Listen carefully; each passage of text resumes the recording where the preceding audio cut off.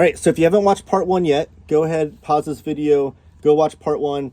Or actually, honestly, you can watch this video first and then go watch part one.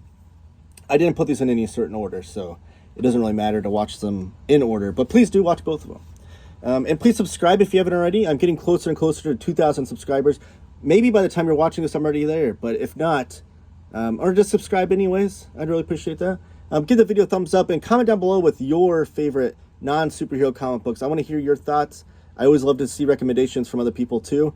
Maybe the reason why your favorite non-superhero comic didn't make this list is because I haven't read it yet. It's a possibility. I haven't read every single comic that came out in the world. Also, if you didn't see the first video, not to belabor the preamble, but I really was kind of strict on the definition of a non-superhero comic. I don't want anything with anybody that does any sort of superheroics. I'm pretty loose on my definition of what a superhero comic is. So that might also be a reason why your favorite comic hasn't appeared on this list. But really, the point of this list is to give other people ideas. Maybe you love superhero comics, but you're trying to venture out into reading something else. It's not a superhero comic. But yeah, so I just want to give you some ideas. Let's go ahead and get down to the list, though. That's the important thing. That's why.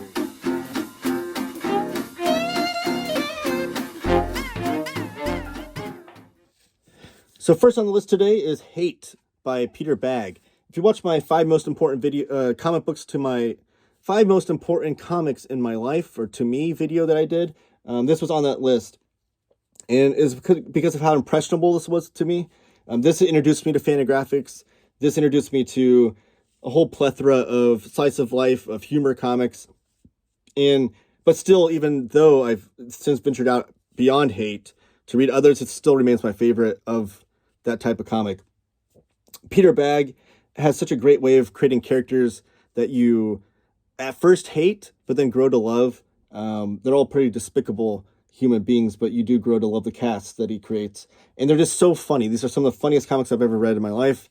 I can't recommend these enough.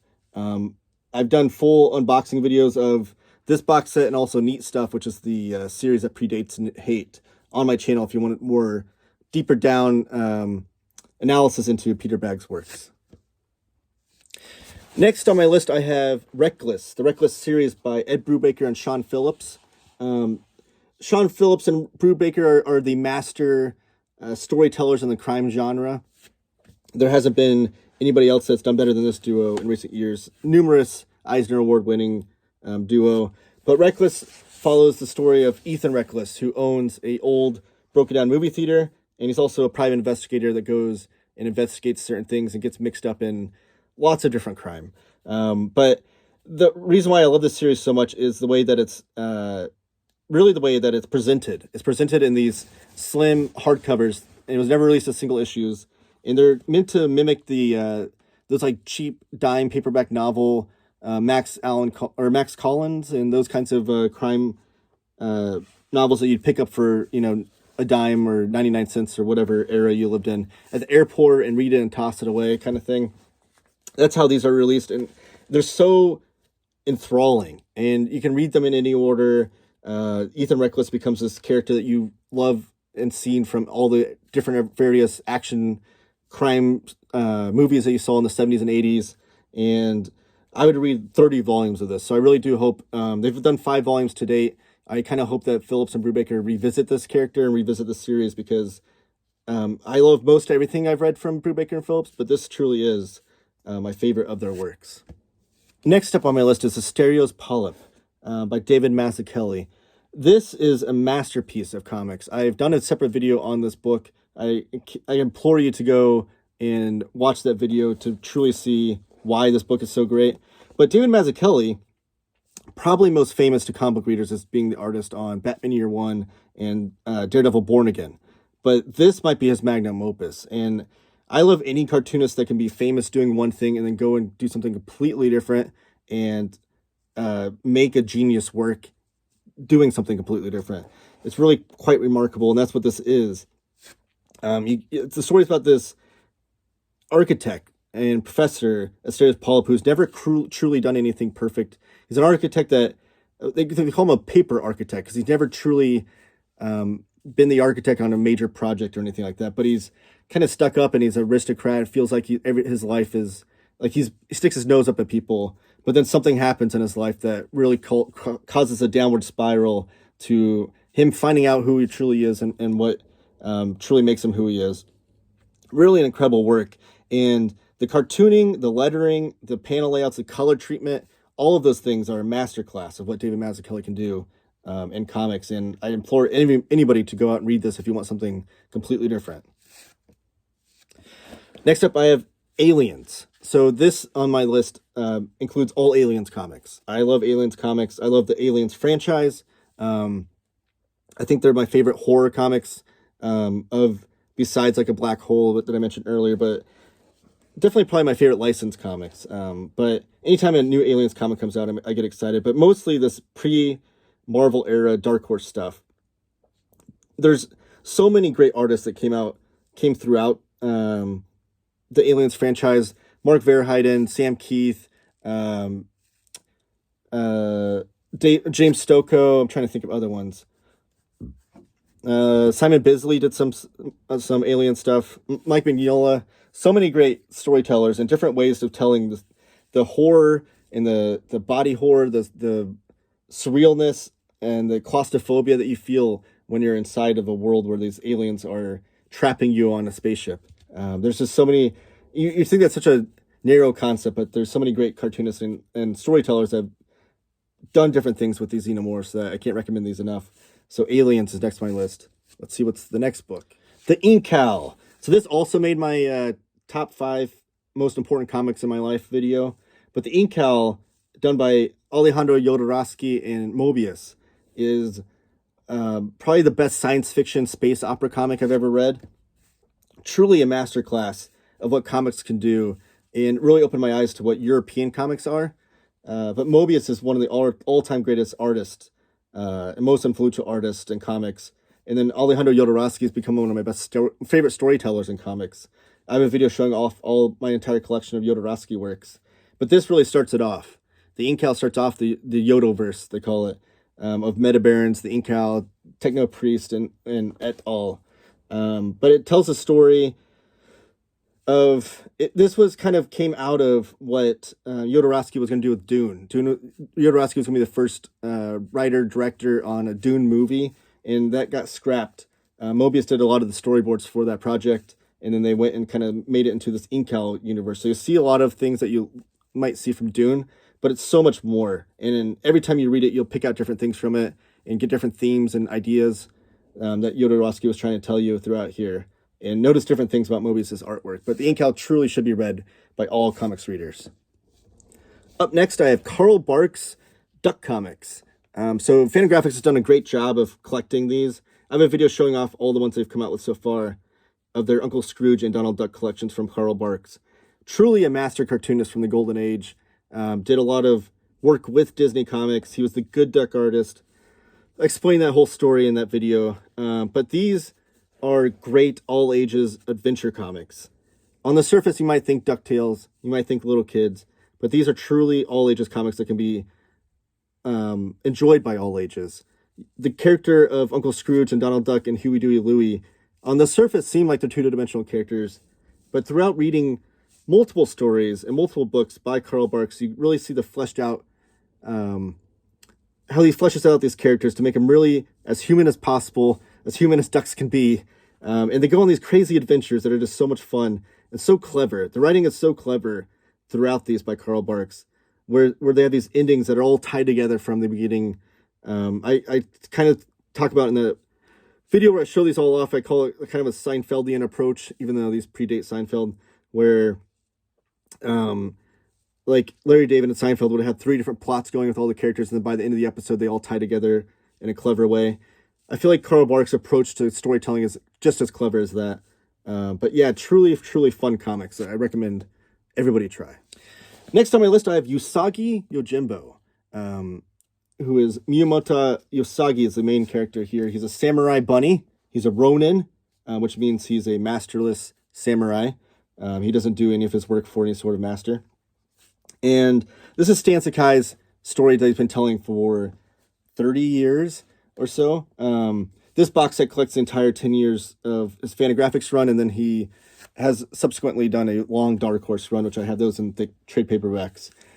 But these stories are amazing. It takes place in feudal Japan. You have the samurai bunny, and he's a wandering Ronin, where he's going to different villages. He's completing missions for money just to get by, just to live in a certain hotel, or not even a certain hotel, just live in a hotel, get by, get food, and move on to the next town.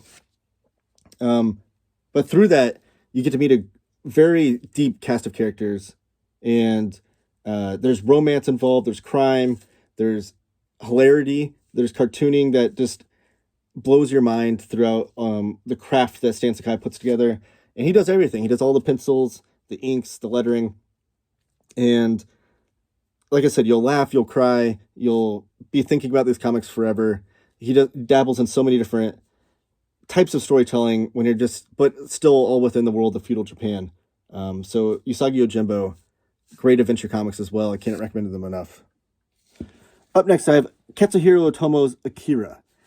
This is the manga that started in 1982, and I think is the greatest work, one of the greatest works in comic book history.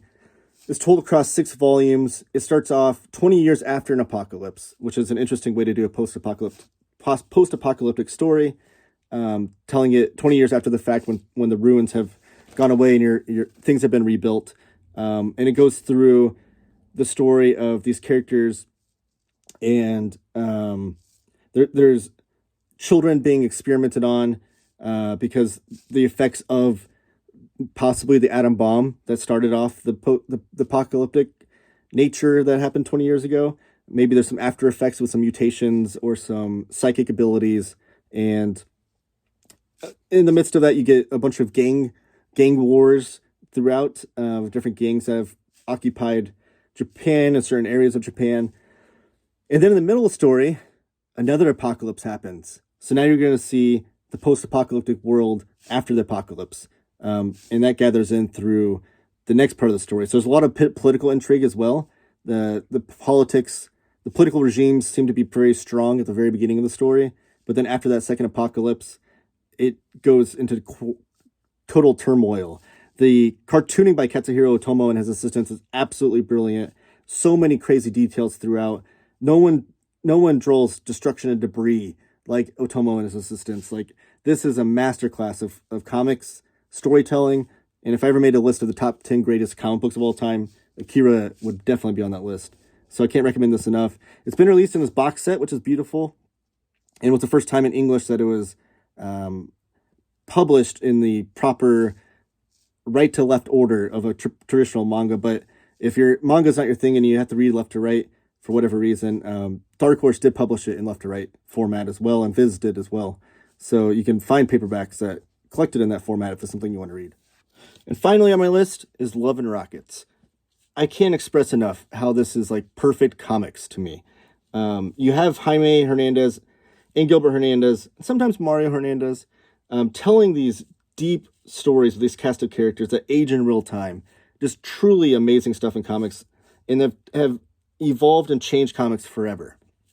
Jaime Hernandez has his stories that take place in a small town based off Oxnard, California, in the punk scene of that area, which is the scene that Jaime and Gilbert grew up in a small town in California. So it's absolutely perfect for that. You get all the teenage melodrama involved in that. And then Gilbert, on his side of things, tells his story in a fictional town of Palomar, which takes place in Mexico. And it's like a soap opera, but it's like the best soap opera you've ever read. So they both, throughout each issue of Love and Rockets, had their own worlds that they're building. So each issue you get 2 different stories, really. And like I said, Mario's in there sometimes. But the cast of characters in both are just so deep and connected to each other that you'll never read a comic where you feel so involved in these people's lives, where you feel so connected to them. And the cartooning is just masterful. Jaime Hernandez might be the greatest cartoonist I've ever seen, and Gilbert is no slouch in his own right. Love and Rockets, I can't recommend enough. This box set collects the first 50 issues in true facsimile edition. I need to do a video on this box set alone, but the series has gone on for 40 years, and they've had graphic novels collected of their stuff. They've had single issues, a whole plethora of ways to read Love and Rockets, but Can't recommend this series enough. Truly, truly one of my favorite non-superhero comics. So that's it. That's my list of my favorite non-superhero comics in my collection. Please let me know your thoughts down below. Let me know what your favorite non-superhero comic books are and what I should add to the list. Maybe recommendations you have for me of things that I haven't read or weren't on my list. But I really appreciate you guys watching. Please give the video a thumbs up. Like I said, I'm getting closer and closer to 2,000 subscribers. So please subscribe if you haven't already. Share this video with your friends. Share it on all social media, Reddit, wherever you want to share it. I'd appreciate that as well. And everybody just keep remembering to keep reading comics.